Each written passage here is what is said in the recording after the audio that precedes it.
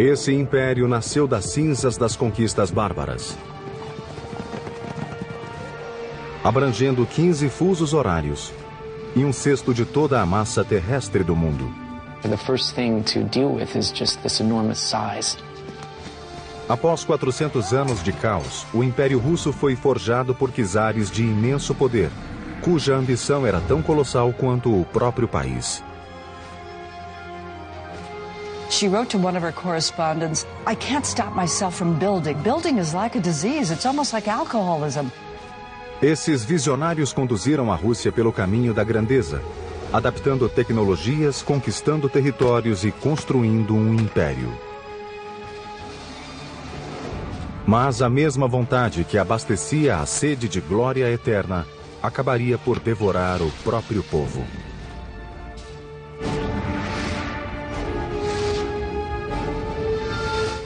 Construindo um império. Rússia. Moscou, 1480. Um czar resolveu alcançar um poder sem precedentes. Seu nome, Ivan III. Por séculos, seu povo estivera sob o tacão dos mais brutais guerreiros da Eurásia. Eram oriundos da Mongólia, os tártaros. Mas Ivan III resolveu que faria de tudo para derrotá-los. Sem hesitar, rasgou o tratado que o ligava aos tártaros e declarou que a Rússia lhe pertencia. Agora o futuro do povo russo estava em jogo. Se Ivan perdesse, todos pereceriam. Se ganhasse, a Rússia se tornaria a terra dos czares. Hello, I'm Peter Weller. Some say the history of Russia is a history of its great cities. Now, what we think of as Russia today actually began in the 9th century when a very diverse people started to coalesce around a single dominant clan called the Kievan Rus. The Kievan Rus were from the Ukraine, but they migrated here to a very forested area around many rivers and lakes and started a small trading hamlet called Novgorod, meaning new city. Oral tradition tells us that life in Novgorod was so chaotic and so tumultuous that the people actually invited a Viking warrior named Rurik from across the Baltic Sea to come here and establish order. Em Novgorod, o clã Rus de Kiev floresceu.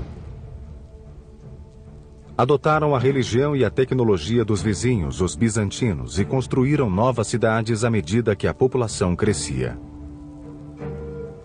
Um dos entrepostos localizado nas terras férteis do oeste chamou-se Moscou. Moscow, whose date of founding is officially given as 1147, was a small, essentially log fort on a river by the name of Moscow, Moskva. Enquanto isso, os membros do clã ficaram conhecidos como russos. Todavia, sem governantes nem defesas, as cidades russas eram alvo fácil para a invasão dos mais agressivos guerreiros, os tártaros. Em 1237, 120 mil cavaleiros tártaros atravessaram o rio Volga para invadir. Os primeiros russos não eram páreo para essa forte cavalaria. Por quase 24 meses, os tártaros devastaram a Rússia. Mas para as autoridades, a invasão foi uma oportunidade para negociar com os invasores e melhor reconstruir a cidade. Moscow's rise started in the 14th century, very clever, cunning, ruthless politics on the part of the Grand Princes of Moscow, who managed to ingratiate themselves with the Tartar masters and achieve the ability to collect taxes from the other Russian principalities. Sob a proteção tártara, Moscou começou a drenar os recursos das demais cidades. Os territórios anexados acabaram formando um só estado moscovita. Contudo, os líderes ainda tinham de pagar aos odiados guerreiros tártaros.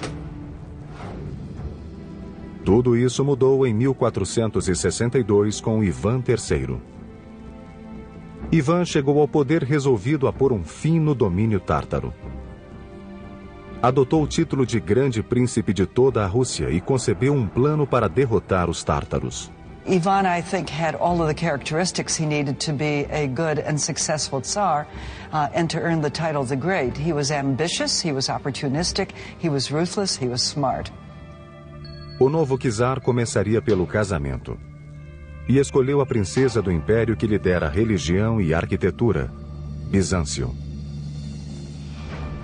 Com essa aliança, Ivan adotou o símbolo bizantino da águia bicéfala e chamou a Rússia de Terceira Roma.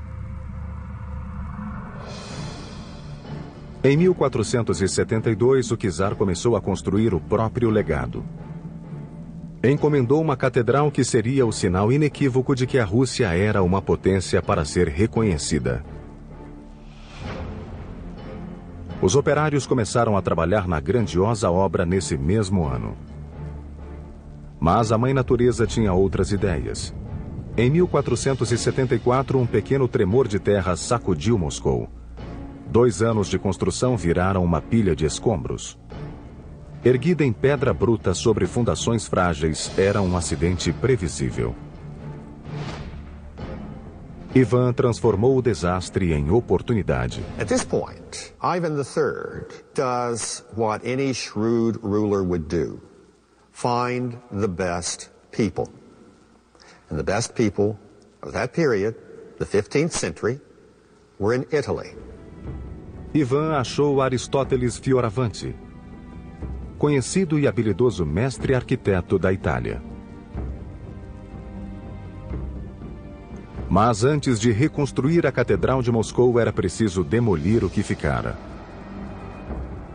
Na primeira de várias inovações, Fioravanti usou a tecnologia bélica na forma de um ariete para derrubar as ruínas da catedral.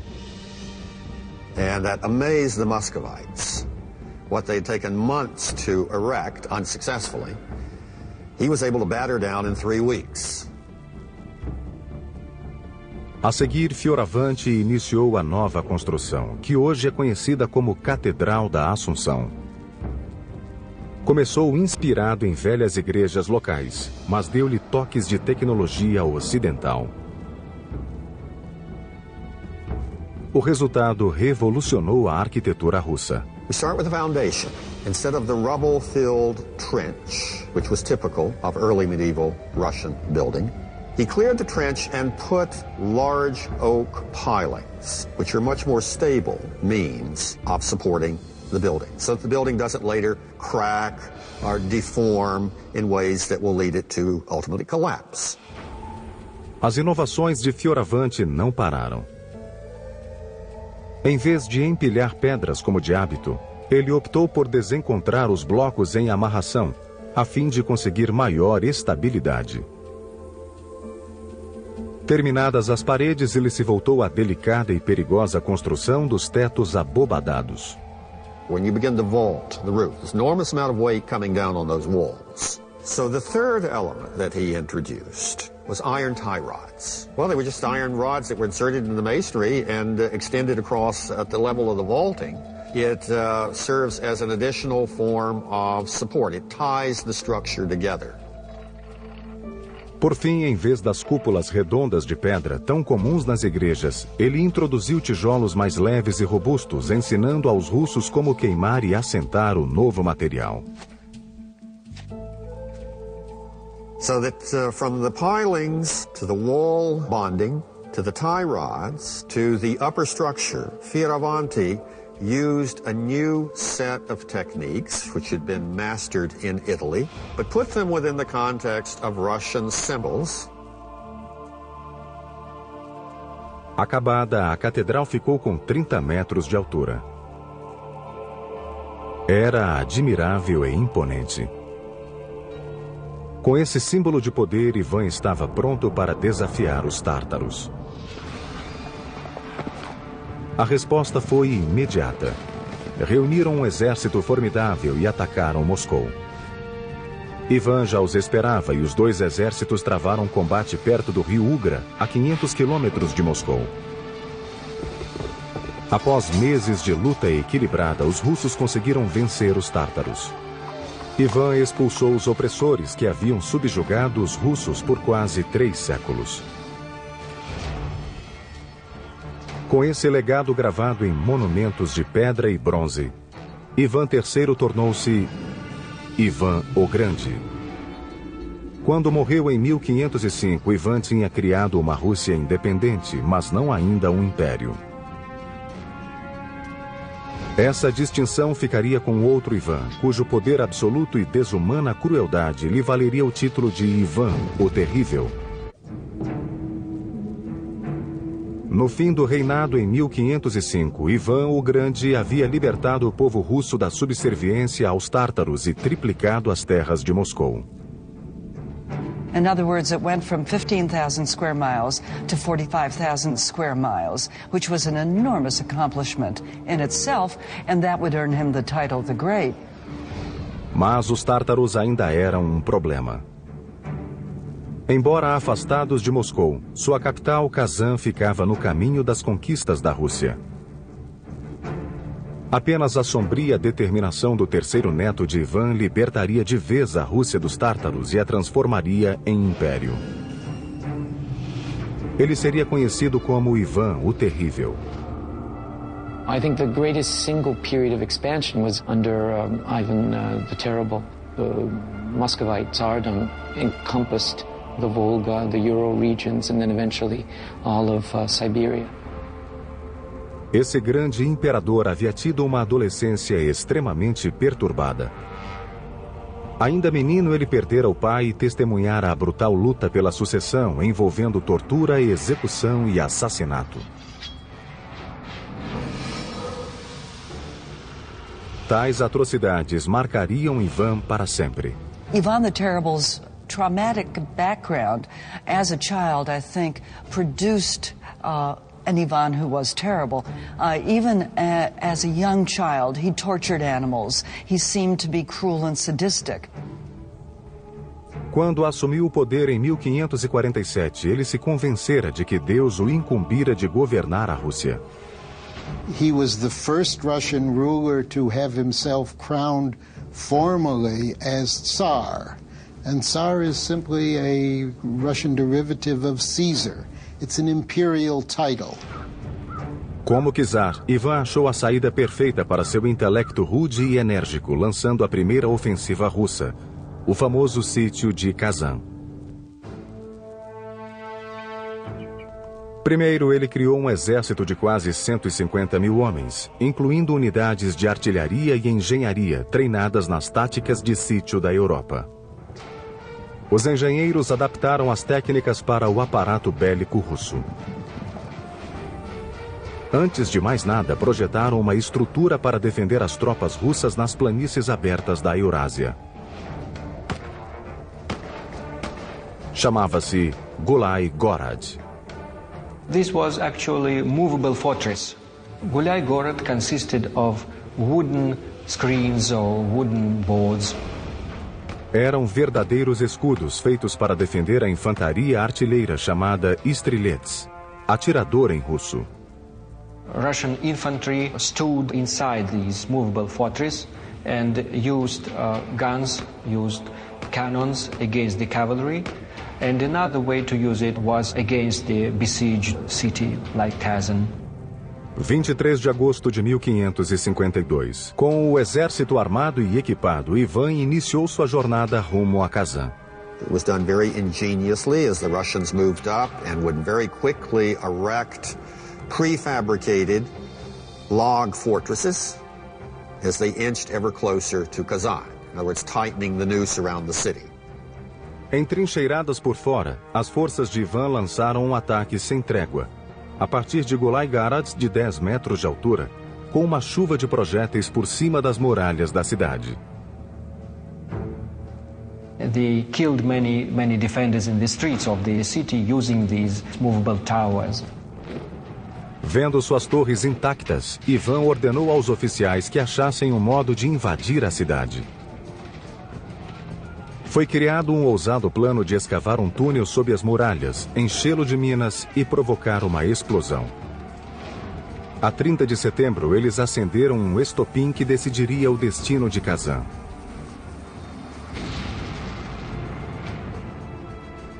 A força da explosão fez deter a batalha. That was the signal to the rest of the army, and all the regiments of the Tsarist army simultaneously started the assault of the fortress. Após 8 dias de sangrenta batalha, Kazan caiu. Ivan tornou-se um conquistador e a Rússia um império. This was a monumental feat because the taking of Kazan meant that Russia was incorporating the former Tatar lands to which she had been beholden. And Kazan opened the way for Russia to expand truly into an empire. It opened the way south to the Caspian and the Black Seas, and it opened the way east to Siberia. Em 1555, para comemorar a vitória, Ivan encomendou um monumento que se tornaria o símbolo do Império Russo. Hoje ela é conhecida como a Catedral de São Basílio. The Cathedral of the Intercession, which we know as St. Basil's, is based on the technology of brick towers that the Italians brought in and the Russians later adapted to create votive tower churches. Construída quase inteiramente com tijolos, a catedral compunha-se de 8 igrejas em uma. Seu desenho é geométrico, com as igrejas em volta de uma torre central, simbolizando os 8 dias do sítio de Kazan.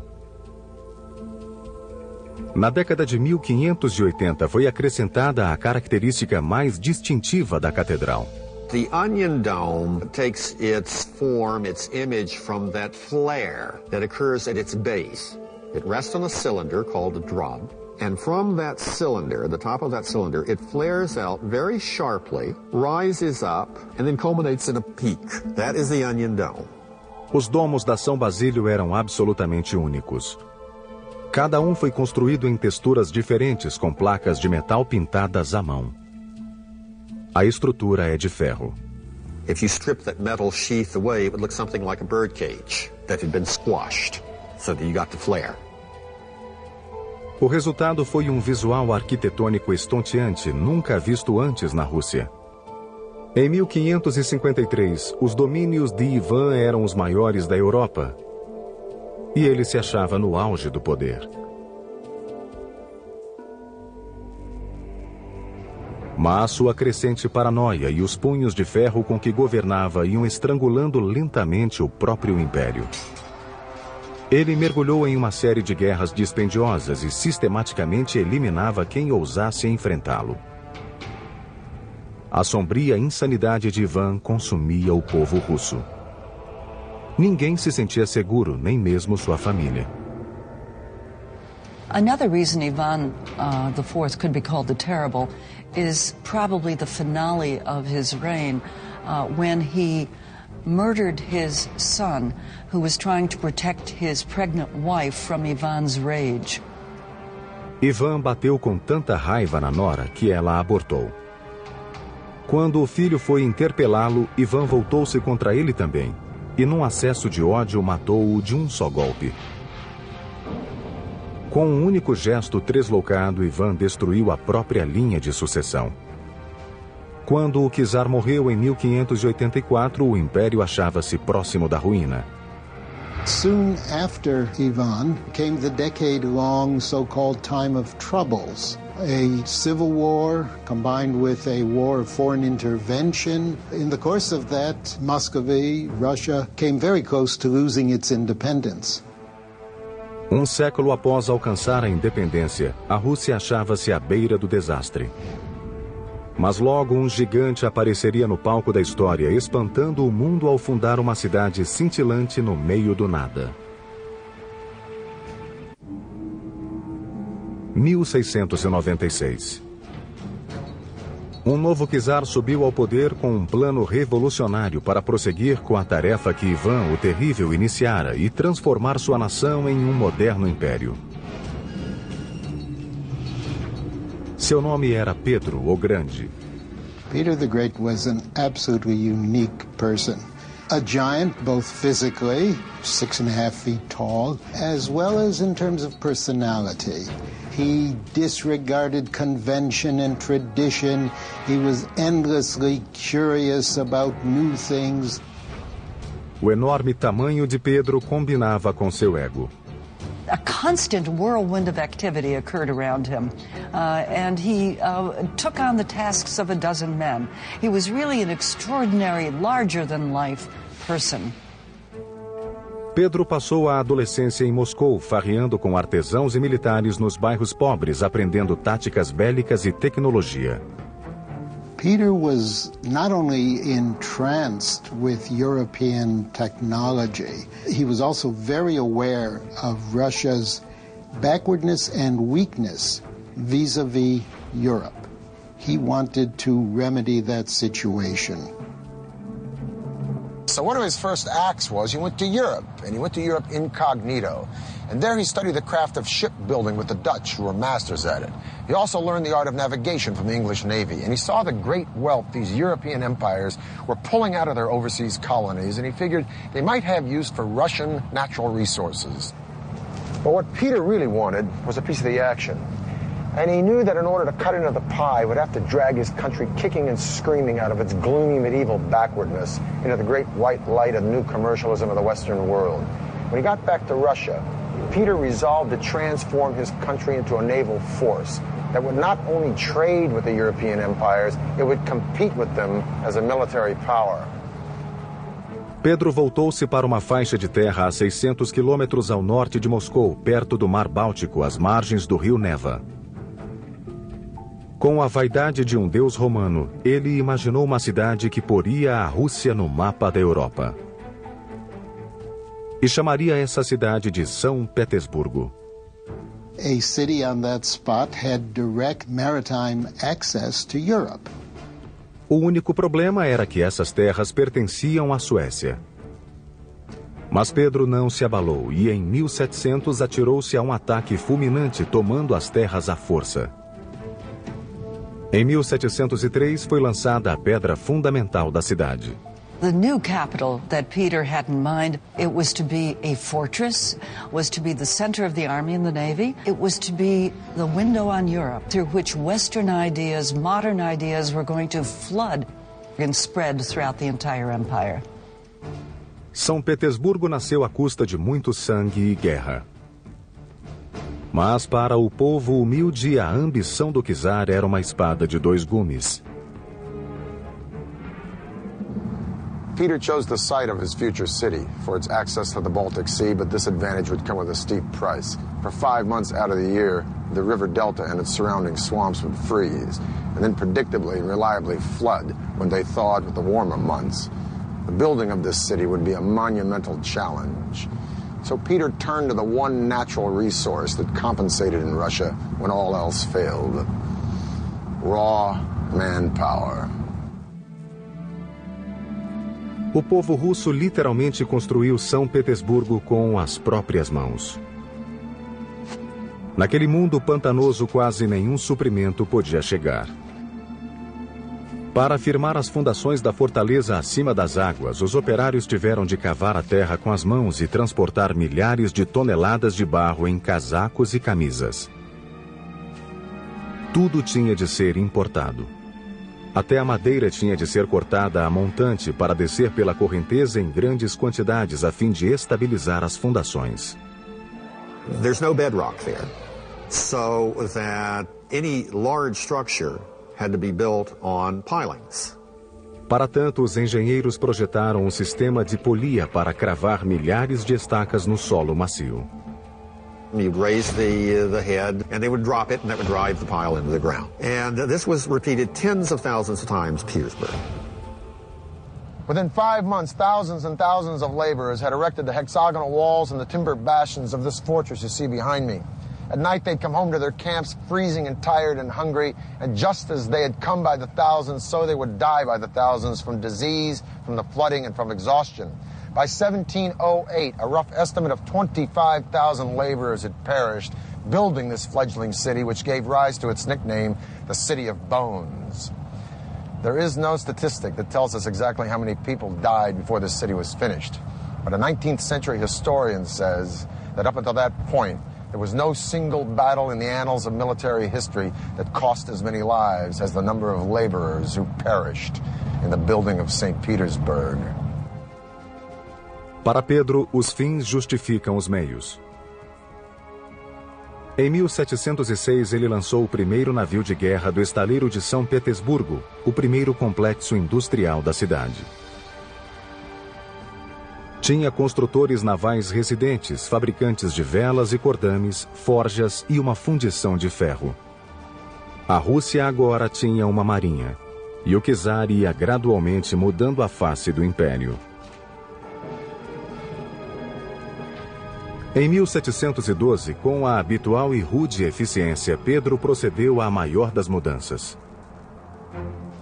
De uma simples penada, ele fez de São Petersburgo a capital da Rússia.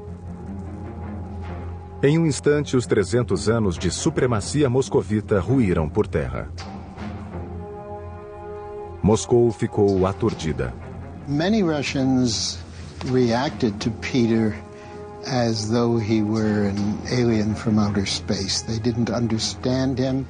He imposed his strange ideas on his country using the full force of an autocratic and absolute monarch, which he inherited from his predecessors, but he knew very well how to use it to get his will. His vision to revolutionize Russia was the thing that drove him throughout his life. Nothing and no one escaped some kind of an effect from this revolutionary process. Pedro não poupou despesas para criar uma cidade do nada. Mas em 1714, São Petersburgo ainda estava longe de ser um centro europeu como ele esperava. E os anos de farra e excesso já começavam a pesar no czar.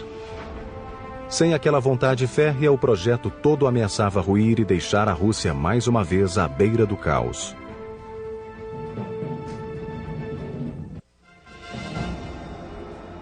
For decades, Peter the Great had been monastically focused on his twofold task of turning Russia into a great empire and St. Petersburg into its glittering capital, with one exception. He still held his legendary bouts of drinking with his buddies, but as always, his hard partying had very little effect on his relentless energy. He defeated Sweden in the Great Northern War. He'd extended Russia's boundaries from the Baltic all the way to the Pacific. He'd built a new European capital. He'd built a navy. He built schools of engineering and science, and he'd increased Russian trade sevenfold.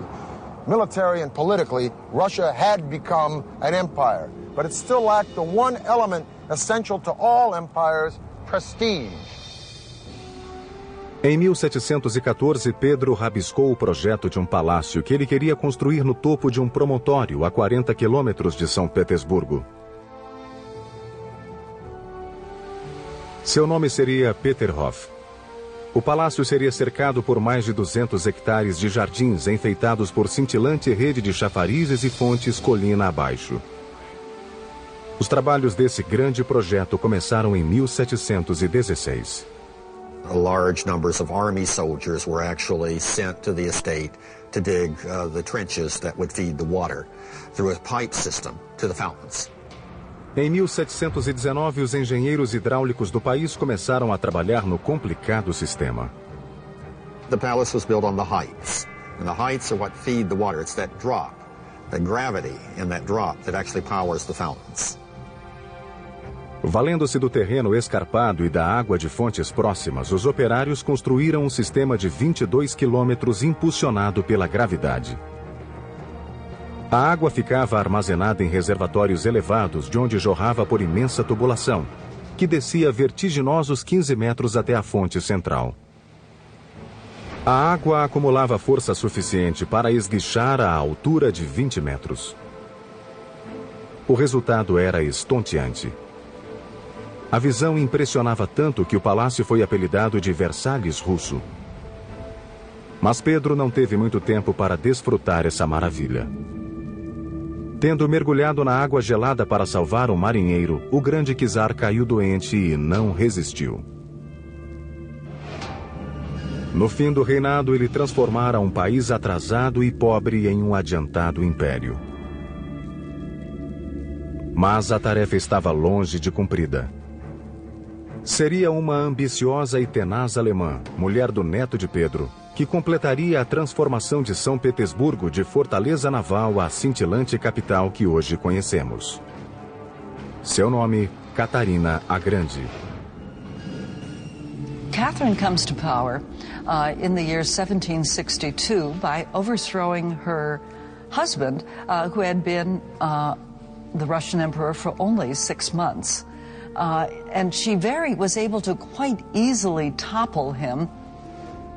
Com o trono assegurado, Catarina seguiu as pegadas de Pedro o Grande e transformou a Rússia em potência mundial.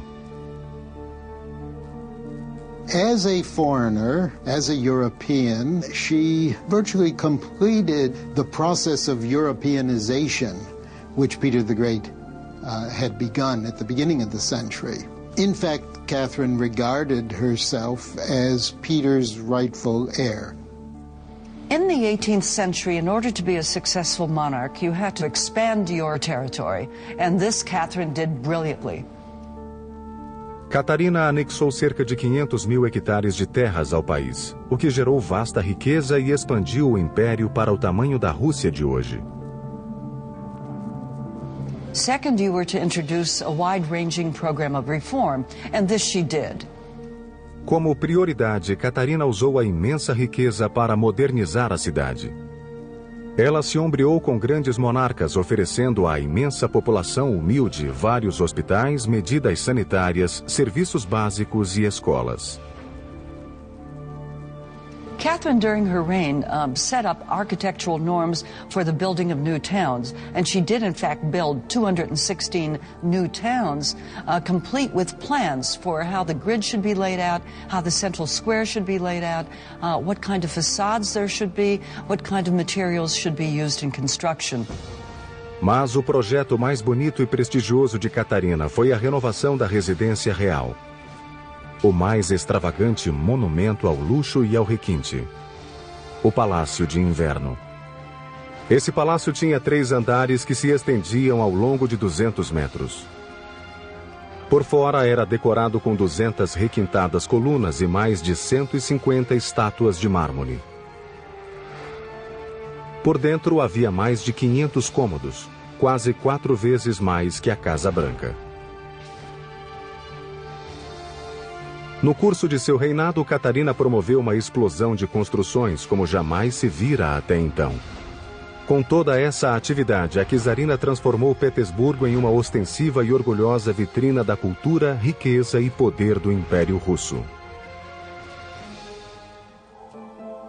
She wrote to one of her correspondents, "I can't stop myself from building, but building is like a disease. It's almost like alcoholism." Mas a construção não era o único vício da czarina. Por trás das portas do Palácio de Inverno, Catarina exercia outra forma de patronato, cuidando de seus numerosos e geralmente jovens amantes. She was a hard-working woman. At night, she wanted to have male company. And there were a number of lovers. She treated them very nicely and very generously. She gave them land, she gave them serfs. Mas os luxos de Catarina e seu poder total, a ponto de dar seres humanos como presente, simbolizavam o abismo que separava a elite do trabalhador russo. Embora fosse gentil com os súditos, as reformas de Catarina não contemplaram muito o povo. No fim de seu reinado, em 1796, a Rússia era uma superpotência. O brilho do país, todavia, trouxe glória e atraiu inimigos. Em 1812, o mais ambicioso general da Europa empreendeu uma marcha de conquistas como nunca fora vista desde o Império Romano. E ele escolhera a Rússia como próxima vítima. Quando morreu em 1796, Catarina havia acrescentado 500 mil hectares de terras ao Império. Mais de 40 milhões de pessoas eram agora consideradas russas. Quando seu neto Alexandre I subiu ao trono em 1801, a Rússia era peça importante no tabuleiro mundial de xadrez. Isso fez dela um cobiçado troféu para o mais temível general da Europa, Napoleão Bonaparte. Em 1812, o czar Alexandre enfrentaria um problema que a Rússia não via desde a invasão mongol, 6 séculos antes. Napoleon posed a considerable threat to Russia. He had already brought virtually all of Europe under his control. Napoleão invadiu a Rússia com um exército sem precedentes de mais de 500 mil soldados. Os russos, vendo que não podiam enfrentá-los, adotaram a tática da retirada estratégica. Queimavam tudo o que ficava para trás a fim de deixar os invasores sem alimento. Quando finalmente chegou a Moscou, Napoleão percebeu que havia subestimado a vontade de aço do povo russo. Napoleon probably thought that having invaded Russia, seized the old capital, Alexander would be willing to come to terms with him. Alexander was not. He simply ignored Napoleon until a very harsh winter forced Napoleon to realize that there was nothing to be gained by sitting in Moscow, and so Napoleon began to retreat. Forçado a marchar pela mesma desolada e congelante paisagem que já conhecia, o imbatível exército de Napoleão reduziu-se a 10% de sobreviventes. A mãe Rússia havia derrotado o invencível general.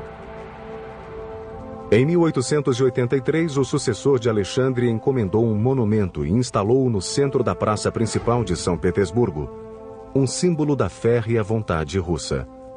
E foi chamado de Coluna de Alexandre. The Alexander Column rests on a granite shaft, red finish granite. It's a monolith, it's one piece. Mais uma vez, um czar forçou os súditos a literalmente mover montanhas para erigir um monumento em honra ao império. Um batalhão de operários extraiu a base da coluna, uma só peça, e levou-a para São Petersburgo. Foi um processo que exigiu 3 anos e milhares de operários. Em Petersburgo, os engenheiros enfrentaram a dantesca tarefa de erguer um monólito de 700 toneladas e 25 metros de altura.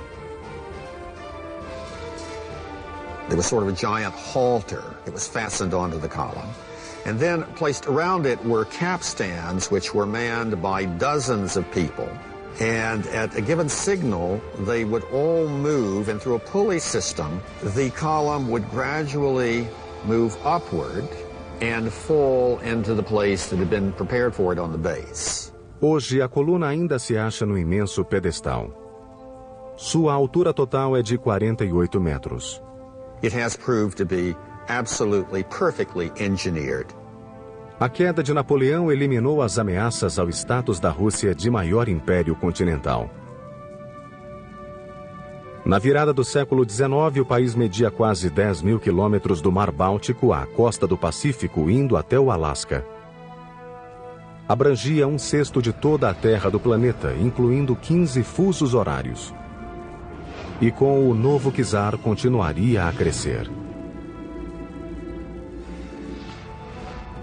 And Nicholas II, because of his early experience traveling in Asia, the first of the czars to travel to Asian destinations, took into his reign a real conviction that Russia's future lay on the Pacific. Mas com um território que se perdia no horizonte, o império achava-se em perigo de ser esmagado pelo próprio peso. E os engenheiros encontrariam uma solução tão grande quanto a própria Rússia: construir a ferrovia Transiberiana. Those who promoted the building of what was then the world's longest railroad in the 1890s had in mind both economic and political objectives. It was to open up the Far East to Russian exports. At the same time, it was to establish Russian power in the Far East. A 31 de maio de 1891 foi assentado o primeiro trilho de uma ferrovia que transporia a distância de 9.200 quilômetros, o equivalente a atravessar os Estados Unidos 2 vezes. Tratava-se de uma façanha de engenharia jamais tentada antes. The question of how the railway was built is frankly one that makes you sort of stop in awe. A construção foi dividida em etapas que requereram milhares de operários, engenheiros, soldados e até presos para executar a tarefa. In a typical stretch of the railway cutting across vast areas of southern Siberian forest, an initial wave of workers would clear the land, felling the trees to open the path for the railroad. Then a great deal of labor would go into building necessary earth bulwarks to raise the rails. Then once the woods were cleared and the bulwark was established, the rails would be brought in and laid. O transporte de suprimentos para as planícies geladas era um problema, pois a ferrovia ainda não existia.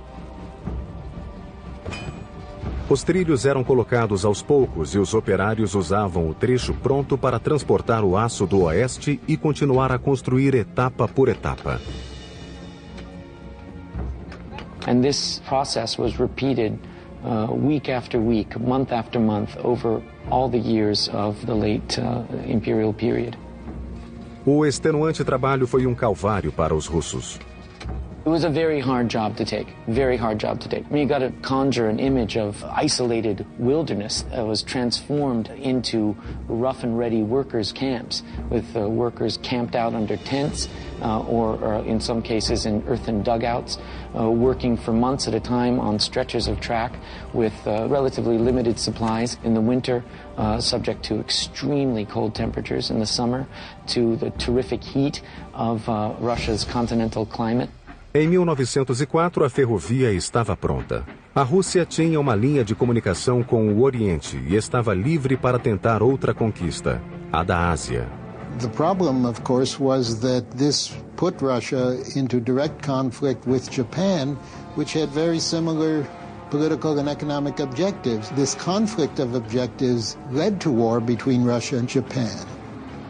Em 1905, a Rússia foi à guerra e sofreu humilhante derrota dos japoneses.